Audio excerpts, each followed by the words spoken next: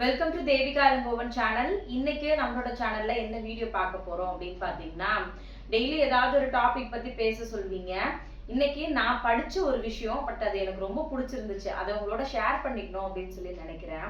நிறைய டைம்ல நிறைய பேர் சொல்ற விஷயம் என்ன அப்படின்னா, நம்மளோட வீடியோஸ் பார்த்துட்டு ரொம்ப வயசானவங்க, நான் சொல்றது ஒரு 40 பிளஸ்க்கு மேல இருக்கவங்க நிறைய பேர் என்கிட்ட சொன்னது, உங்க வீடியோஸ் பார்க்கும்போது நிறைய விஷயம் யோசிக்கிறேன். நான் என்னோட ஃபேமிலியை வந்து சரியா பார்த்துக்காம விட்டுட்டணும், என் பசங்களோட சரியா டைம் ஸ்பெண்ட் பண்ணாம விட்டுட்டணும்னு எனக்கு இப்ப தோணுது.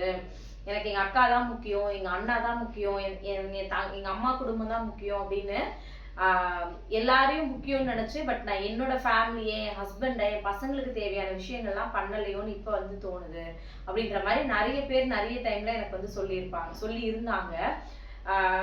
பட் இப்போ உங்க வீடியோஸ் பார்க்கும்போது இனிமேலாவது நான் ஒழுங்கா இருக்கணும்னு நினைக்கிறேன், என் ஃபேமிலியை பார்த்துக்கணும்னு நினைக்கிறேன். காலையில வீட்டுல சமைப்பேன், சமைச்சு முடிச்சுட்டு ஏதோ ஒண்ணு செஞ்சு வச்சுட்டு எங்க அம்மா வீட்டுக்கோ இல்லை எங்க தங்கச்சி வீட்டுக்கோ இல்லை எங்க அக்கா வீட்டுக்கோ வந்து கிளம்பி நான் வந்து போயிடுவேன்.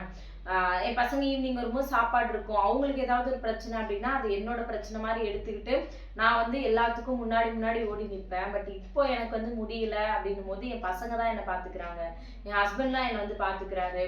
நிறைய யோசிக்கிறேன். உங்க வீடியோஸ் பார்க்கும்போது என் பசங்களை நீங்க தேவஸ்ரீஷதனையும் இப்ப பாத்துக்கிற மாதிரி நம்ம ஏன் பாத்துக்கலன்னு தோணுது. இப்படி எல்லாம் நிறைய விஷயங்கள் வந்து என்கிட்ட ஷேர் பண்ணுவாங்க.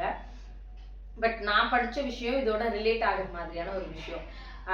எப்பவுமே நான் அடிக்கடி ஒரு வார்த்தை வந்து முன்னாடி எல்லாம் சொல்லுவேன் பசங்க கிட்ட, உங்களுக்கு நான் இல்லைனா தான் என் அருமை வந்து தெரியும் அப்படின்ற வார்த்தையை வந்து அடிக்கடி சொல்லுவேன். நான் வீடியோஸ்லயுமே சொல்லியிருக்கேன், அந்த வார்த்தையை வந்து தயவு செஞ்சு சொல்லாதீங்க அப்படின்னு. ஏன் அப்படின்னா, நம்ம இல்லை அப்படின்னா நம்மள அதாவது நம்ம ஃபேமிலினா நான் எப்பவுமே யாரு சொல்லுவேன்னா என் ஹஸ்பண்ட், என் குழந்தைங்க, எனக்கு ரொம்ப க்ளோஸ் ஆனவங்க தான் நம்மளோட ஃபேமிலின்னு சொல்லுவோம். அவங்க நான் இல்லைன்னா வந்து என்ன ஆவாங்க அப்படின்றத என்னால நினைச்சு கூட வந்து பார்க்கவே முடியாது. இது அதை பத்தின ஒரு டாபிக் தான் கண்டிப்பா வந்து சொல்லுவேன். நம்ம கோவத்துல அடிக்கடி பசங்க கிட்டயா இருக்கட்டும், ஹஸ்பண்ட் கிட்டயா இருக்கட்டும் ஒரு வார்த்தை சொல்லிக்கிட்டே இருப்போம், நான் இல்லைனா தான் உனக்கு என் அருமை தெரியும், நான் செத்து போனாதான் உனக்கு நான் என் அருமை தெரியும். ஏன்னா இந்த வார்த்தையை நான் அடிக்கடி வந்து சொல்லிட்டு இருந்திருக்கேன். என் ஹஸ்பண்ட் எப்போவாவது நிறைய ஏதாவது சின்ன சின்ன ஆர்குமெண்ட்ஸ் வரும்போது இல்லை பசங்க ரொம்ப இது பண்ணும்போது இந்த வார்த்தையை முன்னாடியெல்லாம் அடிக்கடி யூஸ் பண்ணுவேன். என் ஹஸ்பண்ட் என்கிட்ட நான் நல்லா பேசிட்டு இருக்கும்போது சொல்லுவாரு, தங்கம் நீ அந்த ஒரு வார்த்தையை மட்டும் சொல்லாத, ஏன்னா என்னால அதை கேட்கிற தைரியம் கூட எனக்கு கிடையாது, தயவு செஞ்சு உனக்கு கோவம் வந்துச்சுன்னா 2 அடி கூட அடிச்சிரு, ஆனா அந்த வார்த்தையை மட்டும் சொல்லாத, அது என்னால தாங்குற அளவுக்கு எனக்கு தெம்பு வந்து கிடையாது அப்படின்னு சொல்லுவாங்க. பட் நான் இப்பெல்லாம் அதை யூஸ் பண்றதே வந்து கிடையாது. ஏன் அப்படின்னா அது நிஜமாவே ரொம்ப வலியான ஒரு வார்த்தை. நம்ம பேசும்போது அது வார்த்தை தானே சாதாரணமா வந்து சொல்லிடுறோம். பட் ஒரு வேளை அது உண்மையாவே நடந்துருச்சு அப்படின்னா நம்ம ஃபேமிலி எப்படி இருக்கும்னு நினைச்சு பாருங்க, உங்க ஹஸ்பண்ட் எப்படி இருப்பாங்கன்னு யோசிச்சு பாருங்க.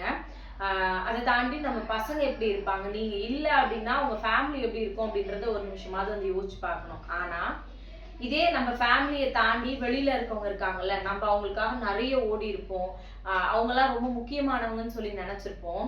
பட் அவங்கெல்லாம் நம்ம இல்லைன்னா எப்படி இருப்பாங்க அப்படின்ற மாதிரியான ஒரு இதுதான்.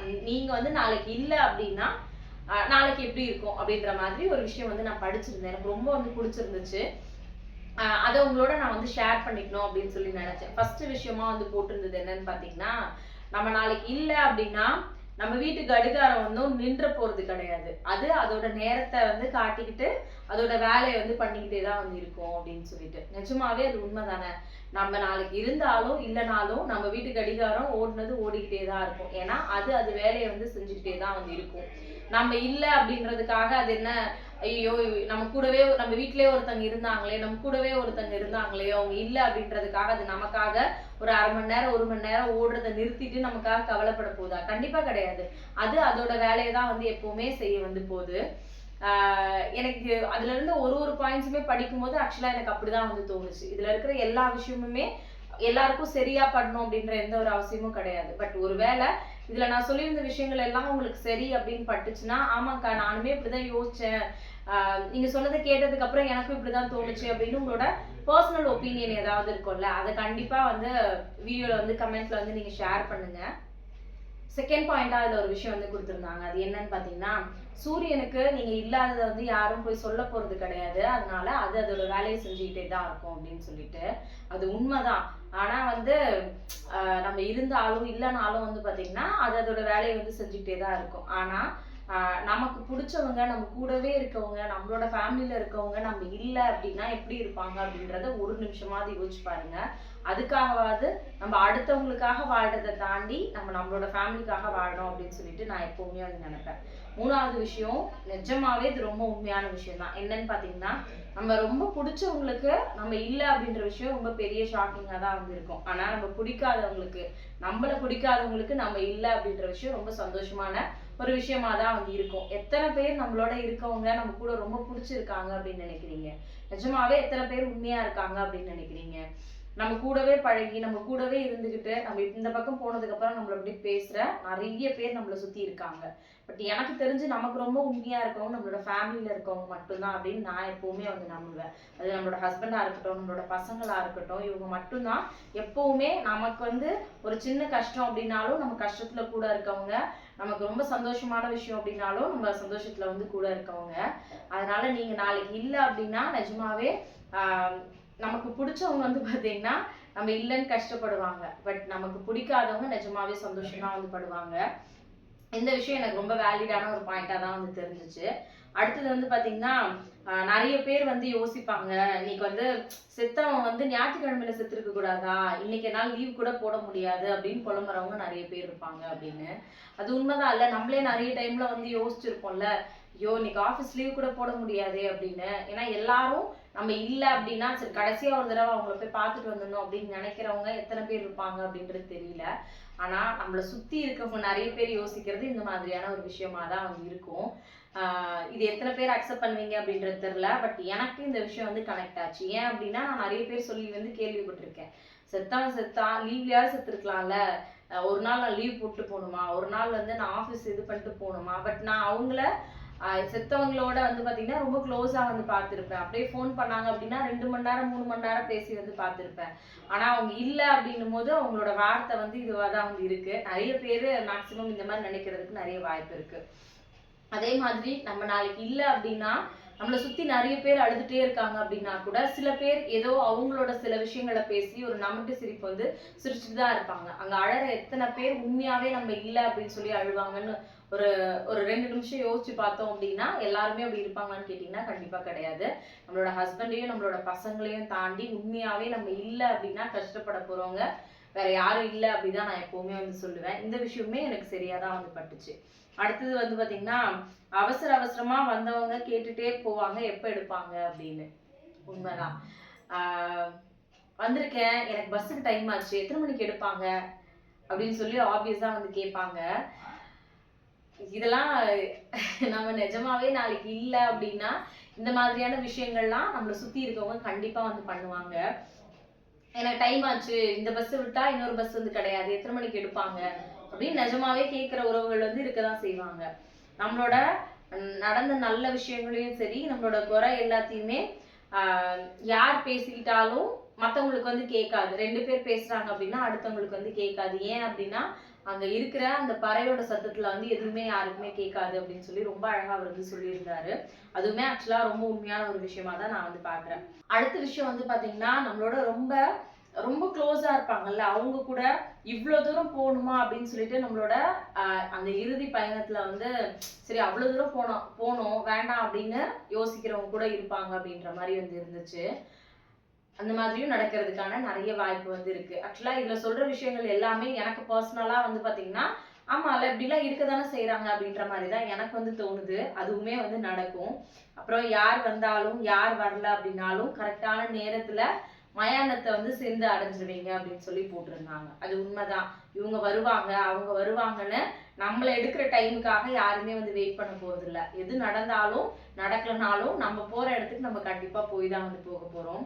அதிகபட்சமா நம்ம கூடவே வந்து இருக்கிறது யாரோட கண்ணீர்னு வந்து பாத்தீங்கன்னா நம்மளோட ஃபேமிலியில இருக்கவங்களோட கண்ணீர் மட்டும்தான். நம்ம போய் சேர்ந்ததுக்கு அப்புறமும் அவங்களோட அழுக சத்தமும் அவங்களோட மன கஷ்டமும் எப்பவுமே வந்து இருந்துட்டு இருக்குமே தவிர நம்ம கூட ஃப்ரெண்ட்ஸ் ரிலேட்டிவ்ஸ் சுத்திட்டு இருக்க எல்லாருமே 2 நாள் ஞாபகம் வச்சிருப்பாங்க, 3 நாள் ஞாபகம் வச்சிருப்பாங்க, 1 மாசம் வரைக்கும் இருக்கலாம், 2 மாசம் வரைக்கும் இருக்கலாம். அதுக்கப்புறம் அவங்களோட லைஃப் பார்த்துட்டு போக வந்து ஆரம்பிச்சிருவாங்க. அடுத்தது வந்து பாத்தீங்கன்னா பார்க்க வேண்டியவங்களாம் வந்து கடைசியா ஒரு தடவை பார்த்துக்கோங்க, அதோட எல்லாமே வந்து முடிஞ்சிடும் அப்படின்னு சொல்லியிருந்தாங்க. அப்படிதான் ஒரு தடவை கடைசியா வந்து பாக்குறவங்க வந்து பாத்துக்கோங்க அப்படின்னு சொல்லி முடிச்சிருவாங்க. லாஸ்டா அவங்க சொல்லியிருந்த பாயிண்ட் எனக்கு ரொம்ப பிடிச்சது. இனிமேலாவது பார்க்க வேண்டியவங்கள பார்த்துக்கோங்க அப்படின்னு சொல்லிட்டு அததான் நானுமே உங்ககிட்ட ஷேர் பண்ணிக்கணும்னு நினைக்கிறேன். யாரை நம்ம பார்த்துக்கணுமோ அவங்கள கூட இருந்து பார்த்துக்கோங்க. யார் உங்க மேல அன்பா இருக்காங்களோ அவங்கள நீங்க கூட பக்கத்துல வச்சு பார்த்துக்கோங்க. உங்க கூடவே இருந்துட்டு உங்களை பத்தி பின்னாடி பேசுறாங்கன்னு தெரிஞ்சு ஒருத்தங்களை நீங்க கூட வச்சிருக்கீங்க அப்படின்னா தப்பு வந்து அவங்க மேல கிடையாது, அது உங்க மேலதான். இவங்க வந்து நம்ம என்ன பண்ணாலும் திரும்ப நம்ம அவங்களுக்கு கெட்டதே தான் செய்யறாங்க அப்படின்னு சொல்லிட்டு உங்களுக்கு தெரிஞ்சுமே அடப்போ அவங்க அப்படிதான், நான் இப்படிதான், நான் நல்லவளாவே இருந்துட்டு போறேன் அப்படின்னு இருந்தீங்க அப்படின்னா தப்பு அவங்க மேல கிடையாது, கண்டிப்பா அவங்க மேல மட்டும்தான். இது எழுதுனவரோட பேர் எனக்கு ஆக்சுவலா தெரியல. நிஜமாவே எனக்கு அவர் சொல்லியிருந்த விஷயங்கள் எல்லாமே ரொம்ப வந்து கனெக்ட் ஆச்சு. உங்களுக்கு நான் சொல்லிக்கிறது ஒரே ஒரு விஷயம் தான். நீங்க நாளைக்கு இல்ல அப்படின்னா எந்த விஷயமும் எப்பவும் மாற போறது கிடையாது. உங்களோட ஃப்ரெண்ட்ஸோ ரிலேட்டிவோ ஏன் நம்ம ஃபேமிலியில இருக்கவங்க கூட நம்ம நாளைக்கு இல்லை அப்படின்னா நம்ம கூடவே யாரும் சித்திர போட கிடையாது. நம்மளும் அப்படி இல்லை, நம்மளோட தாத்தா பாட்டியோ நம்மளோட சொந்தக்காரங்களோ நம்மளோட ஃப்ரெண்ட்ஸோ யாரோ இறந்துட்டாங்க அப்படின்னா நம்ம கூட வந்து இறந்துட போறது கிடையாது. கொஞ்ச நாள் கழிச்சு நம்மளோட லைஃப்பை நம்ம லீட் பண்ணதான் வந்து போறோம். அதுதான் உங்களுக்கும் வந்து சொல்றேன்.